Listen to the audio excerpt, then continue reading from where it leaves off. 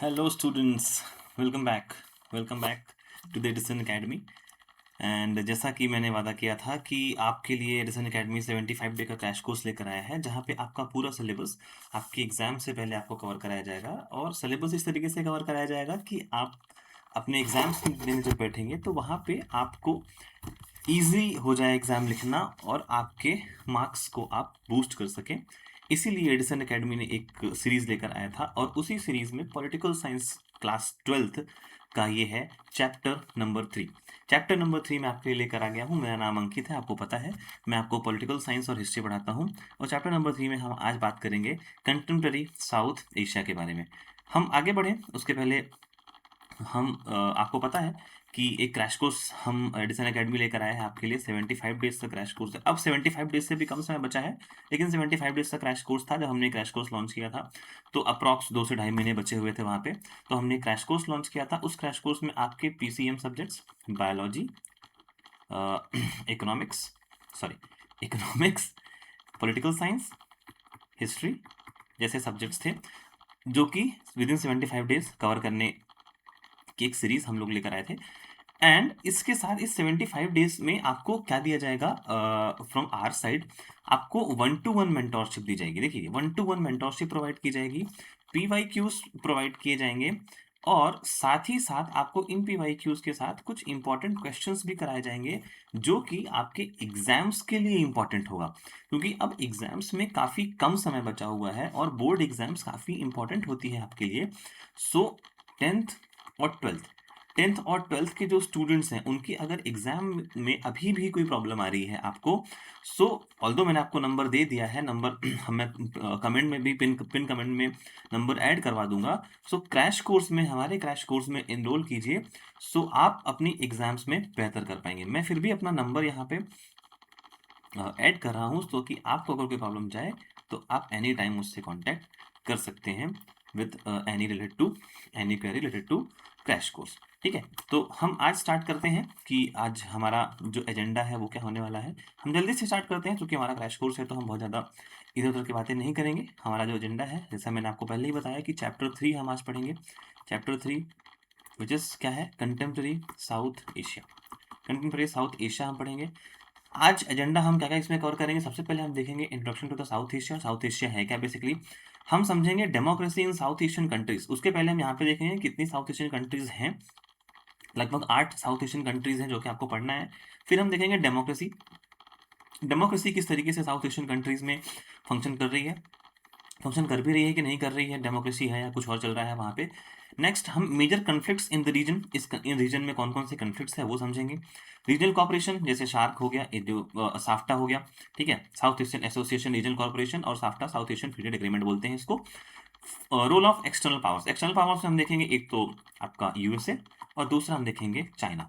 ठीक है, हम बहुत सारी कंट्रीज का एक्सटर्नल पावर्स का मतलब बहुत सारी जो सुपर पावर्स हैं उनका रोल हम यहाँ पे नहीं समझेंगे, क्योंकि आपकी बुक में कुछ ही बेसिकली ये देखा जाए तो ये पॉइंट आपके बुक में मेंशन नहीं है, लेकिन फिर भी मैंने यहाँ पे मेंशन किया है ताकि आपके एग्जाम में अगर कभी पूछता है कि एक्सटर्नल पावर का रोल क्या था, यूएसए का रोल इन साउथ एशिया कैसा था, सो आपको एक आइडिया लग पाए कि हाँ ये रोल था यूएसए का। ठीक है, हम आपके लिए एक बोनस पॉइंट है, previous year questions, practice questions लेकर आया हूं मैं आपके लिए। सो बने रहिएगा लास्ट तक। बीच में आपके लिए मैंने 1 से 2 क्वेश्चंस डाले हैं विद आंसर, कि आपको वो आंसर कैसे वहां पे लिखना है। And last quick revision point भी मैंने आपके लिए दिया है कि आप कुछ रिवीजन पॉइंट्स ऐड करके लास्ट मिनट रिवीजन कैसे कर सकते हैं। सो लास्ट तक बने रहिएगा। वीडियो पसंद आएगा तो चैनल को सब्सक्राइब कीजिएगा, वीडियो को लाइक कीजिएगा और अपने दोस्तों के साथ, अगर आपके छोटे भाई बहन हैं और आप देख रहे हैं, आप पेरेंट्स हैं अगर आप देख रहे हैं, तो अपने बच्चों के साथ, आप बड़े हैं अपने छोटे भाई बहन क्लास 12th में हैं तो उनके साथ साथ, और अगर क्लास 12th में हैं तो आप अपने दोस्तों के साथ इस वीडियो को शेयर कीजिएगा। अब हम स्टार्ट करते हैं अपना पहला agenda, what is south Asia. What is south Asia. सबसे पहले आप अगर आप वर्ल्ड मैप को देखा है तो मैं यहाँ पे, मुझे ड्राइंग मेरी बहुत खराब है सो माइंड मत कीजिएगा। मैं एक वर्ल्ड मैप आउटलाइन बनाने की कोशिश करता हूँ यहाँ पे। वर्ल्ड, आप बस इमेजिन कीजिएगा कि ऐसा ऐसा वर्ल्ड मैप है। एग्जैक्ट मैं नहीं बना पाऊंगा, सो मैं कोशिश करता हूँ यहाँ पे, जैसे ये नॉर्थ अमेरिका हो गया, यहाँ पे आपका साउथ अमेरिका है, ठीक है। फिर ये आपका यूरोप हो जाएगा, यूरोप के नीचे यहाँ पे अफ्रीकन कंट्रीज है, यहाँ पे आपका मिडिल ईस्ट है, यूरोप के बाद ये आपका अफ्रीका हो जाता, सॉरी रशिया हो जाएगा, रशिया के नीचे यहाँ पे आपका चाइना आ जाता है, यहाँ पे आपका इंडिया आ जाएगा, यहाँ पे आपके साउथ ईस्ट एशियन कंट्रीज आ जाती हैं। इस तरीके से पूरा आपका यहाँ पे ऑस्ट्रेलिया आ जाएगा एंड यहीं पे एक श्रीलंका नाम की कंट्री है। ठीक है, तो इस तरीके से पूरा वर्ल्ड हमारा डिवाइडेड है। एग्जैक्ट मैप ऐसा नहीं है, लेकिन फिर भी मैंने आउटलाइन बनाने की कोशिश की है। तो साउथ एशिया क्या है? साउथ एशिया बेसिकली एशिया का सदर्न पार्ट है। ठीक है, तो एशिया में अगर मैं यहाँ से काउंट करूँ तो ये पूरा एशिया कहलाता है, ऑस्ट्रेलिया को छोड़कर ये वाला जो पूरा एरिया है वो एशिया कहलाता है। सो एशिया का सदर्न पार्ट मतलब ये वाला जो भारत का हिस्सा है पूरा, उसको बोला जाता है क्या? साउथ एशिया का पार्ट। ठीक है, तो आपको ये चीजें ध्यान रखनी है। एक सेकंड के लिए जस्ट पेन सेलेक्ट कर लिया जाए।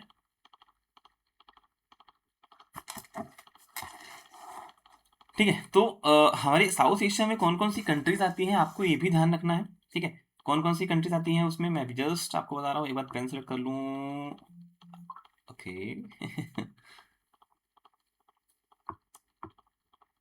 ओके, इरेज करना था, सॉरी। हाँ ठीक है, तो साउथ एशिया में ये मैंने आपको वर्ल्ड मैप बना के बता दिया कि साउथ एशिया क्या है। बेसिकली वहाँ पे मैप भी है, तो मैप में आप अच्छे तरीके से समझ सकते हैं कि साउथ एशिया में कौन कौन सी कंट्रीज आती है। Okay, sorry sorry sorry sorry, हम बहुत आगे चले गए हैं। Just a second, there are multiple slides for you. मैंने आपके लिए बहुत सारी स्लाइड्स बनाई हैं। सो अचानक से मैं 36 स्लाइड पे पहुंच गया। अप्रॉक्स 42 स्लाइड्स हैं आपके लिए यहाँ पे। ओके, सो हम पहुंच चुके हैं। ठीक है, सो क्या है साउथ एशिया में आपने देखा कि आपकी जो अखंड भारत, अगर आपने सुना है आजकल बहुत चल रहा है। ठीक है, तो अफगानिस्तान, पाकिस्तान, हमारा भारत देश, हमारा प्यारा भारत देश, नेपाल, भूटान, बांग्लादेश और श्रीलंका। तो अगर मैं यहाँ से भारत को नंबर 1 पर रखूँ, हमेशा भारत हमारा नंबर 1 पर है। 1, नेपाल पे 2 रखते हैं, भूटान पे 3 पे रखते हैं, इसको 4 पे, इसको 5 पे, ये हो गया 6, और ये पाकिस्तान हो गया मालदीव को 7वें नंबर पर रखेंगे, और पाकिस्तान सबसे आखिरी नंबर पर हमेशा से रहा है, आज भी रहेगा। तो टोटल कितनी कंट्रीज हो गई आप देखेंगे? टोटल हो गई 8 कंट्रीज। 8 कंट्रीज कहाँ पे हैं? साउथ एशिया में टोटल कितनी कंट्रीज हैं? 8 कंट्रीज हैं। बांग्लादेश, सॉरी, बांग्लादेश, भूटान, इंडिया, मालदीव्स, पाकिस्तान, श्रीलंका और अफगानिस्तान। ठीक है, नेपाल के साथ। तो आपको ये याद रखना है, कभी कभी आपसे ऑब्जेक्टिव टाइप क्वेश्चंस में पूछ लेता है। अगर आपको एक मैप देगा, सॉरी मैप बेस्ड क्वेश्चन में पूछ सकता है, एक मैप दे देगा और उस मैप में मार्किंग करके पूछेगा कि वेयर इज पाकिस्तान, अफगानिस्तान कहाँ पे है, भूटान कहाँ पे है। तो ये मैप ध्यान रखिएगा, इस मैप में मैंने मार्किंग भी करके दी है आपको, जहाँ पे भूटान और बांग्लादेश, सारी साउथ एशियन कंट्रीज की लोकेशन मैंने आपको बता दी है, और इन 8 कंट्रीज का नाम आपको बता दिया है। अब कुछ नेचुरल बाउंड्रीज हमको समझनी है कि कौन साउथ एशिया में कौन कौन सी नेचुरल बाउंड्रीज हैं। जब आप नॉर्थ की तरफ जाएंगे, तो आपको क्या मिलेगा? आपको मिलेगा यहाँ पे, देखिएगा, नॉर्थ की तरफ जाएंगे तो यहाँ पे आपको मिलेगा क्या? हिमालयन। यहाँ पे आपको मिलेगा क्या? हिमालयन। आप साउथ की तरफ जाएंगे तो यहाँ पे आपको मिलेगा इंडियन ओशन। ठीक है, आप साउथ की तरफ जाएंगे तो आपको इंडियन ओशन मिलेगा। आप अगेन वेस्ट की तरफ जाएंगे तो आपको अरेबियन सी मिलेगा, और ईस्ट की तरफ जाएंगे तो आपको बे ऑफ बंगाल मिलेगा। ये साउथ एशियन कंट्रीज की, ये साउथ एशियन नेशन की नेचुरल बाउंड्रीज हैं। ये भी आपको याद रखना है, फैक्चुअल नॉलेज है, याद रखना है। अब इस नेचुरल बाउंड्रीज से हमें फायदा क्या होता है? पहला, प्रोवाइड्स नेचुरल इनसिक्योर सॉरी इंसलिटी। ठीक है, आपको नेचुरल बाउंड्री मिलती है, ये चीज ध्यान रखना है। ठीक है, दूसरा, क्रिएट्स जियोपॉलिटिकल यूनिटी, आपके लिए एक जियोपॉलिटिकल यूनिटी मिलती है। साउथ एशिया एक साथ यूनाइट होता है जियोपॉलिटिकली। जियोपॉलिटिकल क्या होता है? ज्योग्राफी प्लस पॉलिटिकल, कभी हम दूसरी क्लास में समझेंगे। अभी चूंकि ये क्रैश कोर्स है तो आपको समझना है कि नेचुरल बाउंड्रीज का फायदा क्या होता है। एग्जाम्स में आपसे क्वेश्चंस पूछ सकते हैं 2 मार्कर्स या फिर 4 मार्कर्स में। ठीक है, लिंग्विस्टिक एंड कल्चरल डिस्टिंगनेस हमें मिलती है। नेचुरल ये सेम चीज है। ठीक है, तो 3 नेचुरल बाउंड्रीज से हमें क्या क्या फायदा होता है आपको याद रखना है। नेचुरल सिक्योरिटी हमें प्रोवाइड होती है, जियोपॉलिटिकल यूनिटी होती है, और लिंग्विस्टिक एंड कल्चरल डिस्टिंगनेस भी हमें मिलता है। अब कुछ और पॉइंटर्स हैं साउथ एशिया के बारे में आपको जो जानना है वो है diversity in south Asia. South Asia में कौन कौन सी डाइवर्सिटी है? Despite diversity in south Asia, कौन कौन से में डाइवर्सिटी है? पॉलिटिकल सिस्टम अलग है, जैसे आप देखेंगे तो पाकिस्तान में कुछ अलग पॉलिटिकल सिस्टम चलता है, इंडिया में अलग सिस्टम चल रहा है, नेपाल में अभी कुछ दिन पहले ही यूथ ने वहां पे क्या किया है? यूथ ने वहां पे रिवोल्यूशन किया है। ठीक है, तो ये सब चलता रहता है वहाँ पे। लैंग्वेजेस, आप लैंग्वेजेस देखेंगे तो यहाँ पे लैंग्वेजेस भी अलग-अलग है। लैंग्वेज के लिए ही पाकिस्तान को 2 पार्ट में हमारा एक नया कंट्री बनी थी। एक पाकिस्तान बना था, फिर एक बांग्लादेश बनाया गया था, ठीक है? तो लैंग्वेज के चक्कर में ये सब हुआ था। कल्चर्स बहुत डिफरेंशिएशन है, अगर इंडिया में ही देखेंगे तो इंडिया के अंदर आपको ढेरों सारे कल्चर मिल जाएँगे। इवन साउथ एशिया में भी कल्चर अलग-अलग है। इंडिया में बहुत सारे कल्चर हैं। नेपाल बुद्धिज़्म को फॉलो करता है, ठीक है? भूटान बुद्धिज़्म को फॉलो करता है। नेपाल में हिंदुइज़्म भी चलता है। तो श्रीलंका में देखेंगे आप तो तमिलियंस लोग रहते हैं। पाकिस्तान में आप देखेंगे तो वहाँ पे लोग उर्दू फ़ॉलो करते हैं, बेसिकली इस्लाम को फ़ॉलो करते हैं। रिलिजन आप देखेंगे वहाँ भी सेम चीज़ चलती है। कई सारे डाइवर्सिटीज़ हैं, रिलिजन्स को लेकर भी और इकोनॉमिक डेवलपमेंट को लेकर भी यहाँ पे हमारे यहाँ साउथ एशिया में डाइवर्सिटी है। इंडिया अ, को वेस्टर्न कंट्रीज़ तो वैसे डेवलप्ड मानती हैं, पर हम डेवलपिंग मानते हैं। हम डेवलप्ड की तरफ बढ़ रहे हैं। बाकी सारी कंट्रीज़ अभी भी अंडर डेवलप्ड या फिर डेवलपिंग नेशन में ही अ, काउंट की जाती हैं, ठीक है? तो इस तरीके से अगर आप देखोगे तो साउथ एशियन कंट्रीज़ में कई सारी डाइवर्सिटीज़ इवन आज भी आपको देखने के लिए मिल जाती है, ठीक है? साउथ एशियन कंट्रीज़ में कई सारी डाइवर्सिटीज़ हैं, आपको ये चीज़ें ध्यान रखनी है, ठीक है? तो South Asia is just equal to one geopolitical space, एक जियोपॉलिटिकल स्पेस है आपका साउथ एशिया। चलिए, ये हो गया साउथ एशिया के बारे में। जल्दी-जल्दी मैंने यहाँ पे रिविज़न आपको करा दिया कि साउथ एशिया क्या है, साउथ एशिया में कितनी कंट्रीज़ हैं, किस तरीके से साउथ एशिया अलग है, कौन-कौन सी नेचुरल बाउंड्रीज़ हैं, आपको याद रखना है। जस्ट इंट्रोडक्शन था, बहुत ज़्यादा आपको समझना नहीं था इसमें। अब हम समझते हैं डेमोक्रेसी का स्टेटस क्या है साउथ एशिया में। जस्ट एन ओवरव्यू लेंगे, क्योंकि रिवीजन है, क्रैश कोर्स है, तो हम जल्दी-जल्दी आगे बढ़ के समझते हुए जाएँगे, ठीक है? आप देखेंगे डेमोक्रेसी इन साउथ एशिया में कौन-कौन सी है, कंटीन्यूअस सॉरी। तो कंटिन्यूअस डेमोक्रेसी समझते हैं। ऐसी कौन-कौन सी कंट्रीज़ हैं जहाँ पे कंटिन्यूअसली डेमोक्रेसी हमेशा से रही है? आप देखेंगे श्रीलंका और इंडिया। श्रीलंका में सिंस 1948 और इंडिया में since 1947 after the independence. Continuously democracy चलते हुए आई है। अभी कुछ सालों पहले श्रीलंका में डेमोक्रेटिक इंसर्जेंस हुआ था। लोगों ने रिवॉल्यूशन किया था, राष्ट्रपति को हटाया था, प्रधानमंत्री को हटाया था। काफ़ी तोड़-फोड़ हुई थी, बेसिकली सिविल वॉर की सिचुएशन आ गई थी बिकॉज़ ऑफ इकोनॉमिक क्राइसिस। तो वो बात अलग है। अदरवाइज श्रीलंका में अभी भी कंटिन्यूअसली फ्रॉम 1948 से लेके अभी तक कंटिन्यूअसली डेमोक्रेटिक स्ट्रक्चर को या डेमोक्रेसी को फॉलो किया गया है। डेमोक्रेसी क्या होती है? अच्छे से आपको पता है। Democracy just equal to demos plus kratos से मिलकर बना है। That means rule of nation, ठीक है? Sorry, rule of people. I am so sorry, ठीक है? अब इसके अलावा कंटिन्यूअस डेमोक्रेसी सिर्फ 2 ही कंट्रीज़ में है। आप देखेंगे मिक्स्ड एक्सपीरियंस भी रहा है।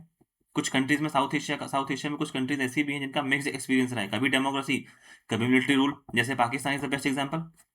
मतलब Pakistan is the best example. आपको बहुत अच्छे से पता है कि पाकिस्तान में हमेशा ने मिलिट्री ने ही रूल किया है। डेमोक्रेसी कम, मिलिट्री ज़्यादा। फिर भी हम मिक्स्ड एक्सपीरियंस कहते हैं। सेम सिचुएशन बांग्लादेश की है। अभी भी बांग्लादेश में क्या हुआ है? शेख हसीना को फांसी दे दी है। कुछ दिन पहले आपने न्यूज़ पढ़ी होगी। सुप्रीम कोर्ट ने कुछ दिन पहले ही वहाँ की फांसी दे दी है। डेथ सेंटेंस सुना दिया है और अभी वो उनको एक्साइल में इंडिया पे रखा गया, ठीक है? इसके अलावा कुछ कंट्रीज़ ऐसी भी हैं जो रिसेंट डेमोक्रेसीज़ बनी है। पहले कुछ सिस्टम अलग चल रहा था, अभी रिसेंटली उन्होंने डेमोक्रेटिक वैल्यूज़ को अडॉप्ट किया है। जैसे नेपाल। नेपाल रिपब्लिक कंट्री बना है सिंस 2008 से। 2008 के पहले नेपाल में क्या थी? नेपाल में मोनार्की थी, ठीक है? भूटान। भूटान कॉन्स्टिट्यूशनल मोनार्की है। भूटान कौन सी कंट्री है? कॉन्स्टिट्यूशनल मोनार्की है। इसके अलावा वर्ल्ड की एक और भी कंट्री है जहाँ पे कॉन्स्टिट्यूशनल मोनार्की है। कमेंट में ज़रूर बताइएगा कौन सी ऐसी कंट्री है जहाँ पे कॉन्स्टिट्यूशनल मोनार्की चलती है। डेवलप्ड कंट्री है, यूरोपियन कंट्री है, प्लीज़ बताइएगा, ठीक है? नेक्स्ट है आपका मालदीव्स। मालदीव्स में मल्टी पार्टी सिस्टम है सिंस 2005 से। सिंस 2005 के पहले नेपाल का पॉलिटिकल सिस्टम डिफरेंट था, वो हम आगे पढ़ेंगे यहाँ पे। तो ये एक ओवरव्यू हो गया डेमोक्रेसी का कि किस तरीके से साउथ एशिया में डेमोक्रेसी फंक्शन करती है। कुछ कंट्रीज़ ऐसी हैं जहाँ पे कंटिन्यूअस डेमोक्रेसी है लाइक इंडिया एंड श्रीलंका। कुछ कंट्रीज़ ऐसी हैं जहाँ पे मिक्स्ड एक्सपीरियंस रहा है जैसे पाकिस्तान और बांग्लादेश। कुछ कंट्रीज़ ऐसी हैं जो रिसेंट में ही डेमोक्रेटिक वैल्यूज़ को जिन्होंने अडॉप्ट किया है, जैसे आपका नेपाल, भूटान और मालदीव्स, ठीक है? तो इस तरीके से साउथ एशिया की 8 कंट्रीज़ में अलग-अलग एक्सपीरियंस रहा है सबका डेमोक्रेसी को लेके, ठीक है? आगे बढ़ते हैं। अब एक-एक कंट्री को हम डिस्कस करते हुए चलते हैं कि वहाँ पे डेमोक्रेसी, मिलिट्री रूल क्या था, क्यों था और किस तरीके से विद फैक्ट्स के साथ, ठीक है? तो पाकिस्तान को सबसे पहले लेते हैं। हमारा प्यारा पड़ोसी देश है, हमेशा हमसे आगे निकलने की कोशिश करता है, पर बेटा कितना ही बड़ा हो जाए, बाप से आगे तो जा ही नहीं पाएगा, ठीक है? तो just just joke, okay. So Pakistan Pakistan military versus democracy, military overtakes. हमेशा मिलिट्री ने ओवरटेक किया है। मिलिट्री और डेमोक्रेसी के बीच हमेशा से टसल चलती हुई आई है। दोनों एक दूसरे से एकदम अपोजिट में चलते हैं। और आफ्टर ऑल होता क्या है, मिलिट्री दी जाती है। देखिए अब होता कैसे है, बेसिकली आपको एक कहानी सुनाता हूँ। 1947 में दो डोमिनियन स्टेट्स बनते हैं। एक बनता है इंडिया, दूसरा बनता है पाकिस्तान। इंडिया 1947 से इंडिया ने अपना क्या किया, कॉन्स्टिट्यूशन बनाना स्टार्ट कर दिया था, और 1949 में जाके इंडिया ने अपना कॉन्स्टिट्यूशन बना के कंप्लीट कर लिया था, जो कि अडॉप्ट किया जाता है 26 नवंबर 1949 को, और एग्जीक्यूट किया जाता है 26 जनवरी 1950 को। ठीक है, तो ये आपने पढ़ रखा है। लेकिन पाकिस्तान 1955 तक भी अपना कॉन्स्टिट्यूशन नहीं बना पाता है, और अंडर इंग्लैंड या कहिए कि अंडर ब्रिटेन रूल होता है। ठीक है, डोमिनियन स्टेटस चलता है पाकिस्तान में। आफ्टर ऑल 1958 में जनरल अयूब खान करके आते हैं, जनरल अयूब खान आते हैं, और वो ओवरटेक करते हैं पाकिस्तान की गवर्नमेंट को। मिलिट्री जनरल होते हैं, ओवरटेक करते हैं और सारी की सारी गवर्नमेंट रूल अपने हाथ में लेते हैं। और पहला कू हुआ था कब, पाकिस्तान में 1948 में, जहां पे गवर्नमेंट को हटाया गया था और मिलिट्री ने ओवरटेक किया था गवर्नमेंट को। नेक्स्ट कू होता है 1977 में, जब जनरल जियाउल हक आते हैं और वो ओवरटेक करते हैं अयूब खान को हटा के। 1977 से लेके उसके बाद तक सब कुछ सही चल रहा होता है। परवेज मुशर्रफ साहब आते हैं। फिर परवेज मुशर्रफ का नाम आपने सुना होगा, कई बार सुना होगा। ये परवेज मुशर्रफ वही हैं जो इंडिया में जब अटल बिहारी वाजपेयी प्रधानमंत्री थे या प्राइम मिनिस्टर थे, तो उन्होंने जो लाहौर बस सर्विस स्टार्ट करी थी।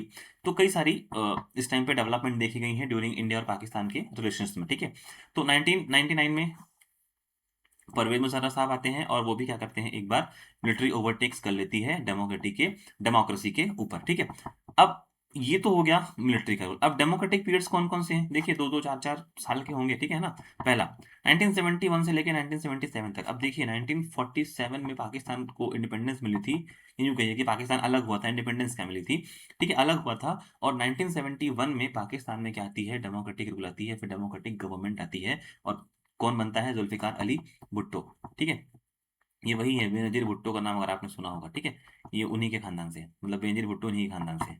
ठीक है, तो अगेन नाम ही क्या है, बेनजीर भुट्टो का। ठीक है, 1988 से लेके 89 तक बेनजीर भुट्टो साहब आती हैं, नवाज शरीफ रहते हैं।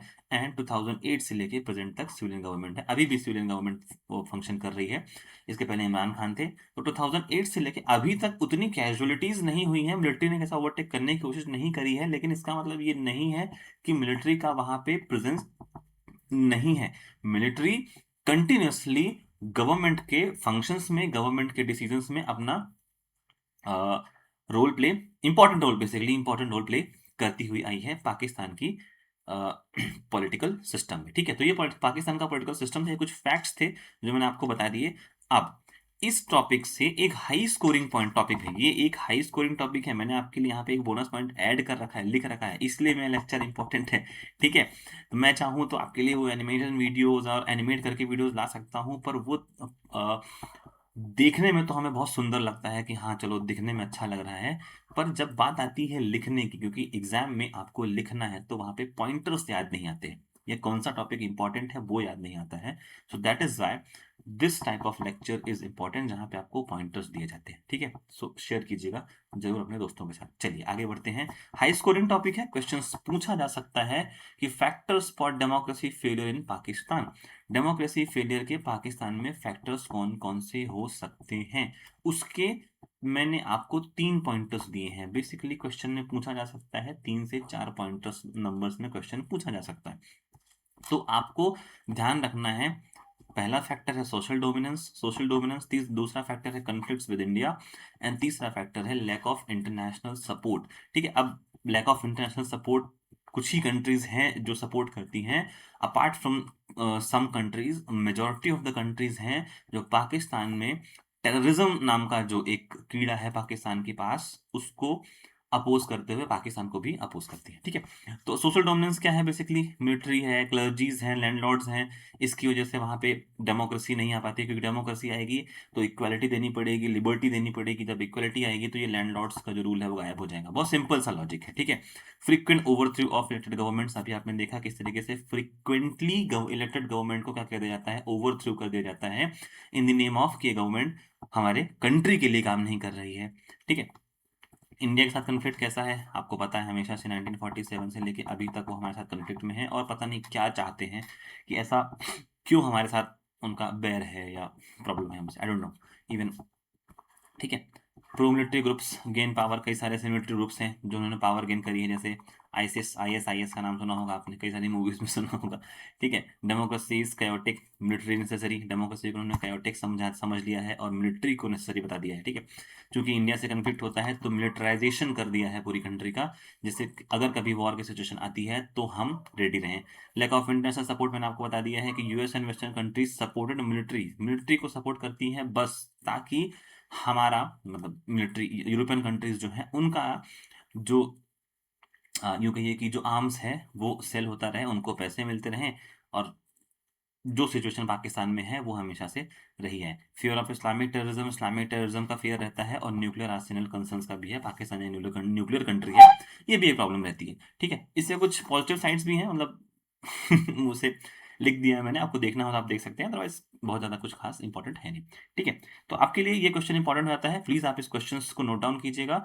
और ये जो सारे पॉइंटर्स मैंने आपको बताया, social dominance, conflict with India और लैक ऑफ इंटरनेशनल सपोर्ट्स, आप इन पॉइंटर्स को अपनी नोटबुक में नोट डाउन कर लीजिएगा, जस्ट रिवीजन के लिए आपके लिए काम आएगा, ठीक है। चलिए, पाकिस्तान हो चुका, आगे बढ़ते हैं। Bangladesh birth of democracy. Bangladesh में कब होता है डेमोक्रेसी का बर्थ? इसी इवन यूं कहिए कि बांग्लादेश का बर्थ ही 1971 में होता है, ठीक है। अब इसमें इंडिया बहुत इंपॉर्टेंट रोल प्ले करता है। इंडिया के उस टाइम के जो प्राइम मिनिस्टर थी, कौन थी? इंदिरा गांधी बहुत इंपॉर्टेंट रोल प्ले करती हैं बांग्लादेश के किसमें, बर्थ में, ठीक है। तो एक शॉर्ट में समझते हैं कि Bangladesh from struggle to democracy, कैसे स्ट्रगल से लेके डेमोक्रेसी तक वो पहुंचा है, डेमोक्रेटिक वैल्यूज को उसने अडॉप्ट किया, ठीक है। बांग्लादेश को लिबरेशन मिलती 1971 में, फैक्ट है, याद रखिएगा। फ्रॉम 1947 से लेकर 1971 Bangladesh was the part of Pakistan. Bangladesh को हम ईस्ट पाकिस्तान कहते हैं। आज का बांग्लादेश फ्रॉम 1947 से लेकर टिल 1971 बांग्लादेश को ईस्ट पाकिस्तान कहा जाता था, ठीक है। सो व्हेन इंडिया को दो पार्ट में डिवाइड किया गया, one is India, one is Hindustan, one second one is Pakistan. Pakistan was also divided in two parts, first one is East Pakistan, second one is West Pakistan. West Pakistan जिसका एरिया बड़ा था, ईस्ट पाकिस्तान एरिया छोटा था लेकिन पॉपुलेशन बहुत ज्यादा थी, ठीक है। पॉपुलेशन ज्यादा, एरिया कम। वेस्ट पाकिस्तान पॉपुलेशन कम लेकिन एरिया ज्यादा, पॉपुलेशन कम, ठीक है। अब यहाँ पे एक कहानी सुनाता हूँ। बेसिकली प्रॉब्लम क्या हो रही थी, जो ईस्ट पाकिस्तान था, ईस्ट पाकिस्तान में जो मेजोरिटी ऑफ द मुस्लिम्स थे वो बंगाली बोलने वाले थे। वेस्ट पाकिस्तान में जो मेजोरिटी ऑफ द मुस्लिम्स थे वो उर्दू बोलने वाले थे, और वहां पे लीडर्स प्रोमिनेंट लीडर थे, ठीक है, प्रोमिनेंट लीडर थे। तो उन्होंने क्या किया, उन्होंने बोला कि लैंग्वेज जो हमारी रहेगी, जो हमारी पूरी कंट्री की, पूरे पाकिस्तान की जो लैंग्वेज होगी, वो लैंग्वेज एक ही लैंग्वेज होगी, और वो कौन सी होगी, वो होगी उर्दू। उर्दू को इम्पोज किया गया ईस्ट पाकिस्तान के ऊपर, जबकि ईस्ट पाकिस्तान में रहने वाले लोग कौन से हैं, वहाँ के लोग बंगाली बोलने वाले हैं, उनकी मातृभाषा या मदर लैंग्वेज कौन सी थी, बंगाली थी। तो यहाँ पे अपोज किया जाता है कि उर्दू हमारे पर इम्पोज ना करें, हम बंगाली को ही नेशनल लैंग्वेज बनाया जाए। क्या प्रॉब्लम है बंगाली में, ठीक है। तो इस तरीके से एक लीडर है शेख मुजीबुर रहमान करके, शेख मुजीबुर रहमान लीडर बनते हैं और इस रिवॉल्यूशन को लीड करते हैं। अब इस रिवॉल्यूशन के साथ शेख मुजीबुर रहमान अपनी कुछ मांगे या कुछ डिमांड रखते हैं वेस्ट पाकिस्तान की गवर्नमेंट के लिए। वो बोलते हैं कि हमें अपना हम आपके अंडर रूल करने के लिए रेडी हैं, बट हमें अपना इकोनॉमिक इंडिपेंडेंस चाहिए, हमें अपना खुद का रुपया चाहिए, हमें खुद की मिलिट्री चाहिए। इस तरीके से कुछ डिमांड, 6 डिमांड्स रखते हैं, सिक्स पॉइंट्स की डिमांड रखते हैं, जो कि वेस्ट पाकिस्तान उनको क्लियरली डिनाई कर देता है। और जब डिनाई कर देता है तो शेख मुजीबुर रहमान क्या करते हैं, क्योंकि लैंग्वेज और कल्चरल डिस्क्रिमिनेशन पहले से ही हो रहा था, तो अब शेख मुजीबुर रहमान क्या करते हैं, रिवोल्यूशन मास लेवल पे करना स्टार्ट कर देते हैं। शेख मुजीबुर रहमान को डिटेन किया जाता है, शेख मुजीबुर रहमान को जेल भेज दिया जाता है, और पाकिस्तान चलाता है ऑपरेशन सर्च लाइट, किसमें, ईस्ट पाकिस्तान की तरफ। उसके पहले 1970 में इलेक्शंस होते हैं, अवामी लीग को मेजोरिटी ऑफ द वोट्स मिलते हैं, 170 में से अप्रॉक्स 168 सीट्स अवामी लीग, जो कि मुजीबुर रहमान की पार्टी थी, वो जीत जाती है। फिर भी गवर्नमेंट कौन बनाता है, गवर्नमेंट बनाते हैं आपके वेस्ट पाकिस्तान के लीडर जो थे, ठीक है। तो इससे लोग नाराज हो जाते हैं और लोग मास रेवोल्यूशन करते हैं। मास रेवोल्यूशन के अगेंस्ट में पाकिस्तान ऑपरेशन सर्च लाइट चलाता है। लोग बहुत ज़्यादा क्या होते हैं यहाँ पे, बांग्लादेश के जो लोग होते हैं, बांग्लादेश, यहीं पे माइग्रेशन का इशू आता है इंडिया में। इंडिया से बांग्लादेश से लोग माइग्रेट करके, ईस्ट पाकिस्तान से माइग्रेट करके कहाँ जाते हैं, भारत में आते हैं।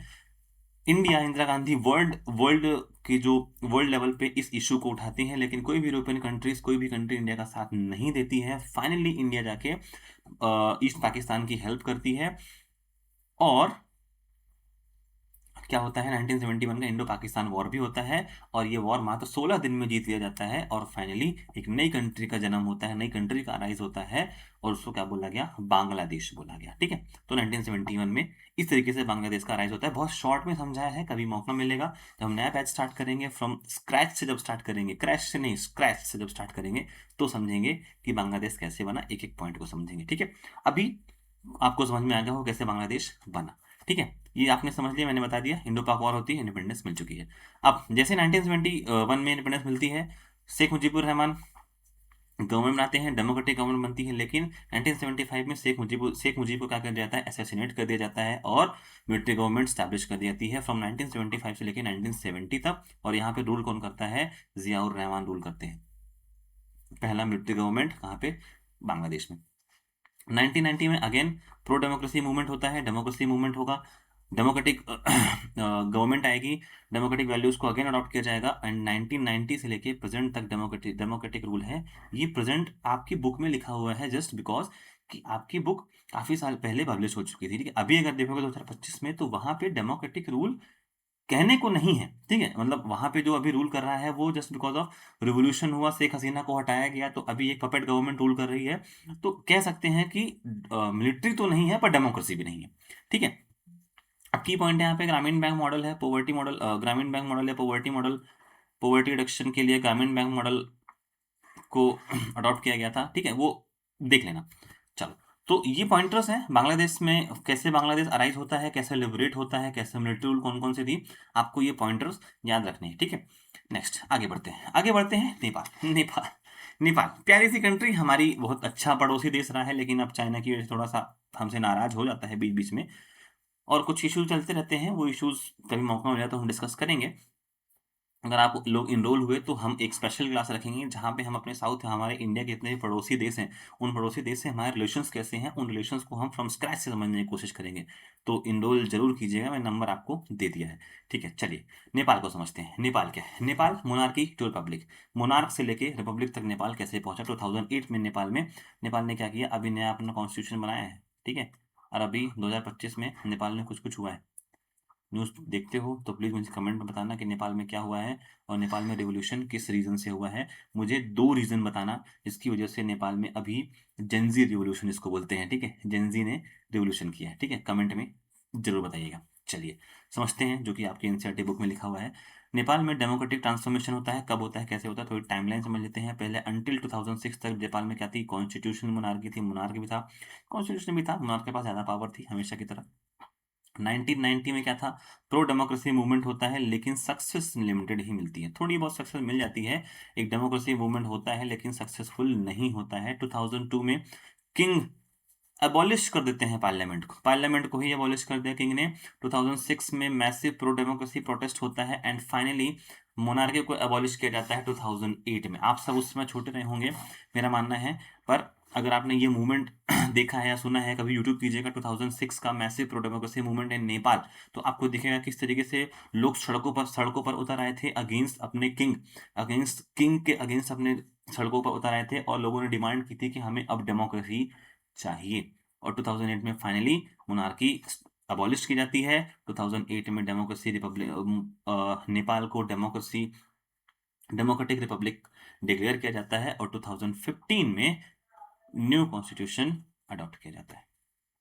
न्यू कॉन्स्टिट्यूशन नेपाल अडॉप्ट करता है। ये फैक्ट्स हैं, ऑब्जेक्टिव टाइप क्वेश्चंस में they can ask any factual question, so please remember that question, remember that facts. ठीक है, आपको याद रखना है इन फैक्ट्स को। अब इसमें कुछ की प्लेयर्स भी हैं जो आपके एग्जाम्स के लिए भी इंपॉर्टेंट है, सो याद रखिएगा। इसमें कुछ पार्टी है, जैसे 7 पार्टी अलायंस हुआ था, माओइस्ट मूवमेंट हुआ था और king versus Democrat versus Maoist triangular conflict हुआ था। नेपाल ने पूछ सकता है कि नेपाल का जो ट्रायंगुलर कन्फ्लिक्ट है वो कौन कौन सा है, king versus Democrats versus Maoist. ठीक है, अब इसमें यूनिक क्या है, कॉन्स्टिट्यूएंट असेंबली। ठीक है, ये अपने के लिए नहीं है। अब एग्जाम अलर्ट, अगेन जैसा मैंने आपको बोला था स्टार्टिंग में ही कि एग्जाम अलर्ट में लेकर आया हूँ, क्वेश्चन लेकर आया हूँ, तो प्लीज लास्ट तक बने रहिएगा वीडियो के बीच में ही है ना। सो एग्जाम अलर्ट क्या है, challenges to democracy in Nepal, क्या क्या चैलेंजेस हैं डेमोक्रेसी में नेपाल के लिए, ठीक है। तो अगर मैं आपसे चैलेंजेस पूछूं तो क्या क्या चैलेंजेस हैं, चलिए चैलेंजेस को समझते हैं, कौन कौन से चैलेंजेस हैं डेमोक्रेसी इन नेपाल। एक सेकेंड, शायद वो स्लाइड, ओ ठीक है, चलिए ये क्वेश्चंस आप अगर पिन में कमेंट करेंगे नेपाल तो मैं क्वेश्चन आप मुझे पर्सनल मैसेज भेज सकते हैं, या फिर आप पिन करेंगे नेपाल तो मैं अपनी टीम से बोल के आपको वो सेंड करवा दूंगा। आई एम सो सॉरी, वहाँ पे शायद वो आंसर, वो स्लाइड्स ऐड नहीं हो पाई, ठीक है, कभी कभी मिस्टेक्स हो जाती है, ठीक है। तो अभी समझ लेते हैं श्रीलंका का एथनिक कन्फ्लिक्ट, ठीक है।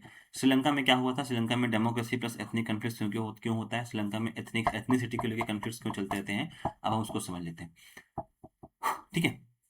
पहला, श्रीलंका में डेमोक्रेसी सक्सेस कब हुई, 1948 में।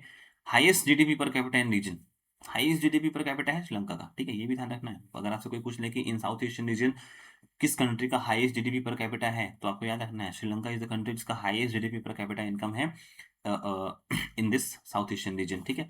बेस्ट ह्यूमन डेवलपमेंट इंडिकेट्स भी है, श्रीलंका इज द कंट्री जिसका बेस्ट ह्यूमन डेवलपमेंट इंडेक्स में नाम होता है। कन्फ्लिक्ट्स कौन कौन से होते हैं, पहला conflict Sinhala majority versus Tamil majority, ये जो इशू है ये 1950 से चलता हुआ आ रहा है, 1950 से चलता हुआ आ रहा है। और इसी इशू को लेके अगर आपने लिट्टे का नाम सुना है, LTTE लिट्टे, ठीक है, अगर हम लिट्टे का नाम नहीं सुना है तो अमेजोन प्राइम पे एक सीरीज आई थी अभी कुछ दिनों पहले, मतलब उसके 3 पार्ट आ चुके हैं, अभी रिसेंट अभी तीसरा पार्ट अभी रिलीज हुआ है, जस्ट फैमिली मैन। अगर आपने फैमिली मैन का पार्ट 2 देखा है, मतलब बताना तो नहीं चाहिए मुझे यहाँ पे, पर ठीक है, फैमिली मैन का पार्ट 2 देखा है अगर आपने, तो आपको फील हुआ होगा कि लिट्टे क्या था और लिट्टे किस तरीके से काम करता था, तो आपको आइडिया होगा, ठीक है। उसी के बारे में वहाँ पे बात की गई, ठीक है। अभी मैं इसको रफ कर देता हूँ, अदरवाइज लिट्टे का नाम आ जाएगा, ठीक है, फैमिली मैन का नाम आ जाएगा, फिर कुछ अगर पेरेंट्स देख रहे होंगे तो कहेंगे कि सर लिट्टे क्यों पढ़ा रहे हो, सॉरी मतलब फैमिली मैन आप पढ़ा रहे हो, ठीक है चलिए आगे बढ़ते हैं, ठीक है। तो बेस्ट ह्यूमन डेवलपमेंट इंडिकेटर मैंने बता दिया, कन्फ्लिक्ट बता दिया, Tamil Sinhala majority versus Tamil minority के बीच कन्फ्लिक्ट चलता है, लिट्टे को लेकर भी कन्फ्लिक्ट रहता है। डिमांड क्या है, डिमांड है separate Tamil Eelam state, separate Tamil state की बात करते हैं, कौन बात करता है, सेपरेट तमिल स्टेट की बात करते हैं आपके ये डिमांड है तमिल माइनॉरिटी की, और 1983 से लेकर 2009 तक आर्म स्ट्रगल हुआ था। सो हमने देख लिया अभी कि 1983 से लेके 2009 तक आर्म स्ट्रगल होता है इन श्रीलंका।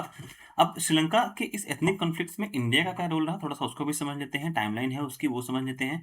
1987 में इंडो श्रीलंका अकॉर्ड साइन होता है, 1987 में आपके उधर से श्री भंडार नायके रहते हैं, S.B श्री भंडार नायके, और यहाँ से आपके इंडिया की तरफ से रहते हैं राजीव गांधी प्राइम मिनिस्टर, ठीक है। तो दोनों मिलकर एक अकॉर्ड साइन करते हैं जहाँ पे पीस कीपिंग फोर्स भेजी जाती है इंडिया की तरफ से, कई सारे मिशन चलाए जाते हैं, और इंडिया की तरफ से पीस कीपिंग फोर्स भेजा जाता है अगेंस्ट लिट्टे, लिट्टे के अगेंस्ट में पीस कीपिंग फोर्स भेजी जाएगी, इंडिया की फोर्स जाएगी, लिट्टे को वहां पे क्या करेगी, नेस्तो नाबूद किया जाता है मतलब बेसिकली वहां पे लिट्टे को खत्म करने की कोशिश की जाती है, और पीस कीपिंग फोर्स भेजी जाएगी।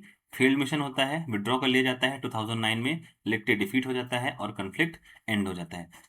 एक चीज जो आपका ध्यान रखनी है, कुछ टर्म्स हैं, अगर आप कभी आपसे फुल फॉर्म पूछ लिया जाए या टर्म्स पूछ लिया जाए कि that terms is related to particular which nations, या किस, ये टर्म जो है वो किससे रिलेटेड है, तो 2 टर्म मैंने आपको यहाँ पे लिखी हैं जो कि श्रीलंका से रिलेटेड है। एक है आपकी LTTE, oh shit, sorry sorry sorry sorry sorry हम अगेन कन्फ्लिक्ट्स में पहुंच चुके हैं, sorry this is a practice question है, आप सब देखिए कि मतलब अचानक से हम वहां पहुंच गए जहां आपको नहीं जाना था, ठीक है, सो सॉरी। सो हाँ, मैं आपको बता रहा था कि ये टर्म्स है वो आपको याद रखनी है, LTTE और IPKF, ये 2 टर्म्स हैं आपको याद रखनी है। IPKF Indian peace keeping forces, full form पूछ सकता है, लिट्टे का फुल फॉर्म आप प्लीज कमेंट में लिख के बताइएगा कि लिट्टे का फुल फॉर्म क्या था, ठीक है। चलिए आगे बढ़ते हैं, आगे बढ़ेंगे, आप देखेंगे हमारे पास 2 कंट्रीज और बची हैं साउथ एशियन में, वो एक है भूटान, दूसरी है मालदीव्स। भूटान क्या है, भूटान में smallest country in the region है, पहला फैक्ट है आपका, 2008 में कॉन्स्टिट्यूशन मोनार्की बनी है, king led multi party democracy है भूटान में। कोई पूछे, अगर क्वेश्चन पूछता है कि king led multi party democracy in which country, south Asia region में किसी कंट्री में king led South multi party democracy है, आपको याद रखना है भूटान इज द कंट्री जहां पे king led multi party democracy system है। Special relation with India, India के साथ भूटान के रिलेशंस बहुत अच्छे हैं। पीसफुल कंट्री है, कभी घूमने का मौका मिले तो भूटान जरूर जाइएगा घूमने, बहुत अच्छी कंट्री है, हरियाली भरी कंट्री है, पीसफुल कंट्री है, किसी से कोई लेना देना नहीं, किसी से कोई बैर नहीं, हमेशा सबके साथ प्रेम से रहते हैं, बुद्धिज्म को फॉलो करते हैं। और hydro electric projects with India, India ने कई सारे प्रोजेक्ट्स चला रखे हैं, one of them is hydro electric project. Next is Maldives, Islamic nation है, sorry sorry sorry Iceland, island nation है, बीच में बसा हुआ है, इसके चारों तरफ ओशियन है। सल्तनत रूल कर रही थी टिल 1968 तक। 1968 तक जो रूल था कहाँ पे, आपके मालदीव्स में, वो सल्तनत रूल कर रही थी। उसके बाद प्रेसिडेंशियल रिपब्लिक आता है। 2005 में आपने देखा कि मल्टी पार्टी सिस्टम इंट्रोड्यूस किया जाता है। अगर आपसे कोई पूछे मालदीव्स में मल्टी पार्टी सिस्टम कब इंट्रोड्यूस किया गया, ईयर इज 2005, दिमाग में बैठा लीजिए, question can be asked in multiple choice question, ठीक है। सी मालदीवियन डेमोक्रेटिक पार्टी डोमिनेट्स करती है वहां पे, एमडीपी। अभी कुछ दिन पहले इंडिया और मालदीव के बीच कुछ हुआ था, कमेंट में बताइएगा कि मालदीव का करंट प्रेसिडेंट अभी कौन है, कमेंट में जरूर बताइएगा मालदीव का करंट प्रेसिडेंट कौन है, बिना गूगल किए हुए वीडियो पॉज कीजिएगा और तुरंत कमेंट कीजिएगा, ठीक है। चलिए आगे बढ़ते हैं। 1988 में India help to stop monarchy, sorry mercenary invasion, India ने मालदीव की 1988 में हेल्प भी करी थी, ठीक है। तो ये हो गया भूटान और मालदीव। जल्दी जल्दी समझते चलते हैं, क्रैश कोर्स है, ठीक है। अब आपके बुक में एक सर्वे दिया हुआ है, सर्वे की फाइंडिंग्स क्या थी, study of 19,000 plus citizens in 5 big countries, क्या शो करती है डेमोक्रेसी की फाइंडिंग इन साउथ एशिया, कि wide spread support for democracy, democracy को बहुत ज्यादा सपोर्ट मिला है, सब सपोर्ट करते हैं। इवन इन पाकिस्तान, अगर आप पाकिस्तान की आवाम से पूछोगे तो पाकिस्तान की आवाम को भी पीस चाहिए, डेवलपमेंट चाहिए, ठीक है, इंफ्रास्ट्रक्चर डेवलपमेंट चाहिए, इंडस्ट्रीज चाहिए, ठीक है। तो वहां भी डेमोक्रेसी को सपोर्ट करने की बात की जाती है, ठीक है, wide spread support for democracy. पहली चीज आपको याद रखना है कि साउथ एशिया में की फाइंडिंग फॉर डेमोक्रेसी क्या है, पहला wide spread support for democracy को सब सपोर्ट करते हैं। दूसरा रिच एंड पुअर सपोर्टेड, कोई भी हो, रिच हो पुअर हो, सब सपोर्ट करते हैं। ऑल रिलीजन्स, मैंने आपको अभी बताया, कोई सा भी रिलीजन हो, बुद्धिज्म हो, हिंदुज्म हो, इस्लामिज्म हो, तमिल्स हो, कुछ भी हो, सारे रीजन सपोर्ट करते हैं इसको। People prefer democracy over other system, सारे पीपल्स अदर सिस्टम के, मोनार्की हो, कॉन्स्टिट्यूशनल मोनार्की हो, या डिक्टेटरशिप हो, मिलिट्री रूल हो, सारे सिस्टम्स के ऊपर डेमोक्रेसी को प्रेफर किया जाता है। अप्रॉक्स 19,000 स्टूडेंट्स के ऊपर जो सर्वे हुआ था उसकी फाइंडिंग्स जो है। And last one is think democracy is suitable for their country, they think कि democracy is suitable for their country. So इस फाइंडिंग का सिग्निफिकेंस क्या है, कि challenge the belief that democracy only works in prosperous country, south Asia expanded the global imagination of democracy. अब समझिए कि ये यूरोपियन कंट्रीज ने ये एक हाइपोथेसिस बना रखी थी कि democracy work only in prosperous country या developed country, but south Asian की कंट्रीज ने ये प्रूव करके दिखाया कि democracy can be expand, globally expand किया जा सकता है डेमोक्रेसी को। और डेमोक्रेसी को ग्लोबली एक्सपांड करना इज नॉट ओनली इमेजिनेशन, हमने वो प्रूव करके दिखाया, इंडिया जैसी कंट्री ने प्रूव करके दिखाया जस्ट आफ्टर इंडिपेंडेंस। कोई सोर्सेज नहीं, कुछ भी नहीं, फिर भी हमने 1951 का इलेक्शन करा लिया था, वो भी कैसा, फ्री एंड फेयर इलेक्शन करा लिया था, ठीक है। तो ये हमारा, ये साउथ एशियन कंट्रीज का क्या है, डेमोक्रेसी की फाइंडिंग्स हो गई, ठीक है। अब नेक्स्ट है आपके लिए प्रैक्टिस क्वेश्चन 1। सो वीडियो अभी भी काफी लंबा हो चुका है, लगभग 35 से 40 मिनट का वीडियो हो चुका है। सो इसका पार्ट 2 मैं लेकर आऊंगा आपके लिए। सो बने रहिएगा हमारे साथ, चैनल को फॉलो कीजिएगा, सब्सक्राइब कीजिएगा, वीडियो को पसंद आया हो तो लाइक कीजिएगा और अपने दोस्तों के साथ शेयर कीजिएगा, जहां पे हम चैनल इस वीडियो के पार्ट 2 में हम डिस्कस करेंगे प्रैक्टिस क्वेश्चंस के साथ साथ कुछ और चीजें भी हैं जो मैं आपके लिए लेकर आया हूँ, प्रैक्टिस क्वेश्चन का आंसर भी है, एंड बहुत सारी अभी स्लाइड्स हैं, मैं आपको दिखा देता हूँ। अगर आपको भरोसा नहीं है तो अप्रोक्स आप देखिए कि आपके लिए 1 सेक, ओके सॉरी, ठीक है, तो आपके लिए अप्रोक्स 42 स्लाइड्स लेकर आया हूं मैं, ठीक है, 42 स्लाइड्स हैं और ये सारे स्लाइड सिर्फ आपके लिए है, ठीक है। सो आज के लिए इतना ही, वीडियो को शेयर कीजिएगा, चैनल को सब्सक्राइब कीजिएगा, नोटिफिकेशन के लिए बेल आइकन पे क्लिक कीजिएगा ताकि नेक्स्ट वीडियो का नोटिफिकेशन आपको जल्दी ही मिल सके। मिलते हैं वीडियो पार्ट 2 में, तब तक के लिए थैंक यू।